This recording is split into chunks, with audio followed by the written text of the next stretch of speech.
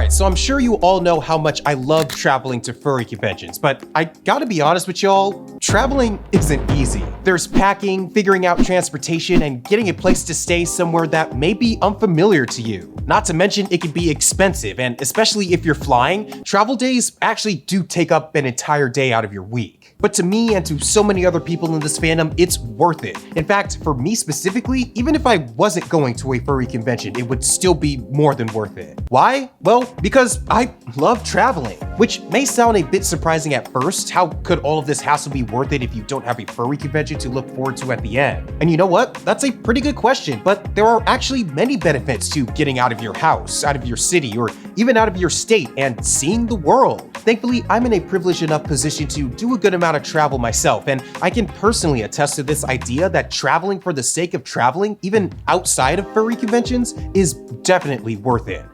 Let me explain.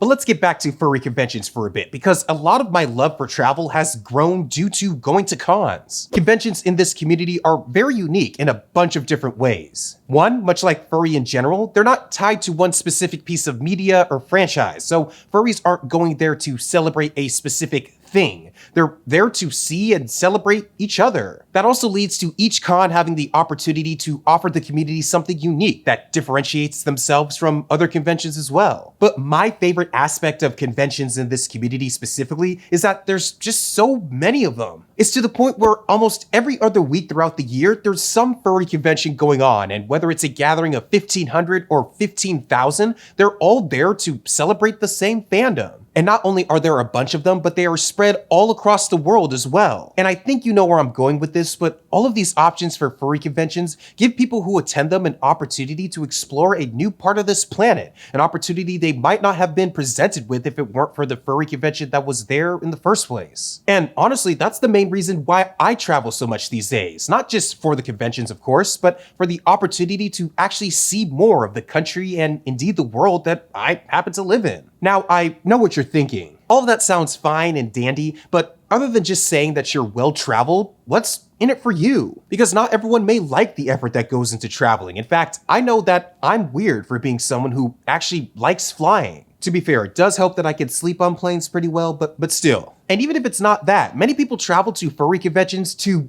go to furry conventions. Wild concept, I know. They may not be as inclined to explore outside of the con space because that's simply not the reason why they're there in the first place. And if you're not used to it or haven't been in a position to do it before, exploring somewhere new can be intimidating. It's funny, I always have to check my privilege when talking about traveling because I happen to live downtown in a big city, so I'm used to knowing how to navigate myself through more densely populated areas. But if you're not used to that, the comfort level of exploring away from the very well-defined boundaries of a con might not be there for you and definitely not for a lot of other people as well. Those are all perfectly valid reasons not to explore, and I don't want to be someone who dictates how others do their convention experience. Though at the same time, I think a lot of people don't realize the hidden but very real benefits of going out of their way to get out of their house and exploring areas that may be new or different from what they're used to. Something that, in more cases than not, can be a lot of fun. Now, there are a bunch of benefits of traveling that we could go over, but the first one is actually the most straightforward.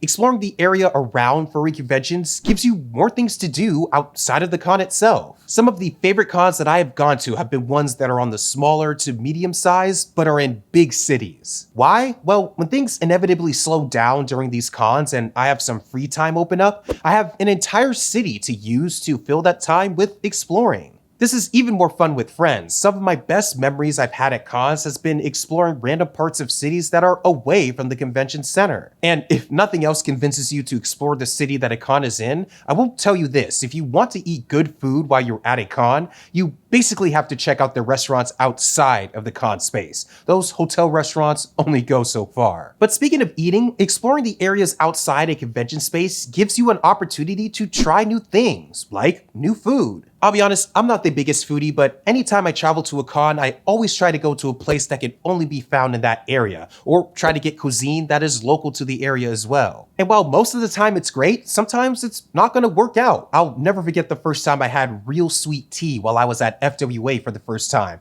I could literally taste the high blood pressure in that sugar. But that's the fun of trying new things. More often than not, you'll find something that you do enjoy. And I'm using food as the primary example here because eating is something that you do commonly at cons, but this could be expanded to going to a new museum, seeing a local play, heck, even trying a new language if you're traveling that far. But either way, no matter how you end up liking it at the end, giving these new things a try all adds to your growth as a person, which is also related to the last reason why I encourage traveling and getting an experience that might be outside of the furry convention. Traveling will broaden your perspectives, especially on life. This is actually a pretty well documented idea, but when you put yourself in a new place, you get a feel for how different parts of the world go about their daily lives. You get a sense of what they do for fun, of course, what they like to eat, and what brings them together as a community. You can even get a deeper understanding of this when you talk to locals, and I know that's not something that everyone is comfortable with, but hearing other people's stories and the way they process the same things that you do just in different parts of the world gives you an understanding of where people are coming from, something that is seldomly communicated as effectively online. Sometimes it's as simple as having a really nice conversation with someone, but getting those broader perspectives from people who live somewhere different from you can only happen if you travel. Now, again, I don't want to make it seem like I'm bashing you if you don't explore when you travel. First of all, I'm assuming that you have the means to travel in the first place, which not everyone does, and part of the reason why I like making videos on my travels is to give people an opportunity to at least see what it's like. And again, if you travel to furry conventions for the conventions themselves, that makes complete sense to me as well. But as someone who loves traveling, getting out and exploring the places around this planet where furry conventions also happen to be adds that extra bit of intrigue and potential enjoyment to your time away from home. It's not mandatory by any means, but especially with the fact that there's so many of them around the world, the furry fandom gives you a bunch of great excuses to explore a little bit and get out of your literal comfort zone. But yeah, that's been it. Thank you for watching. If you like these more explainer type videos, be sure to hit like on this video down below. It actually makes a difference in seeing what you all enjoy. If you want to see more of these videos, especially right when they come out, be sure to subscribe to the channel as well. And if you want to hear me talk even more about this topic and other things related to the fandom, I recently restarted my podcast called Furry Explained with Finn the Panther. If you want to watch it, those episodes are on its own channel that I'll link to below, but you can also listen to it wherever you get your podcasts. But for now, again, thanks for watching. I'll catch you in the next one, but until then, stay wild out there. Peace.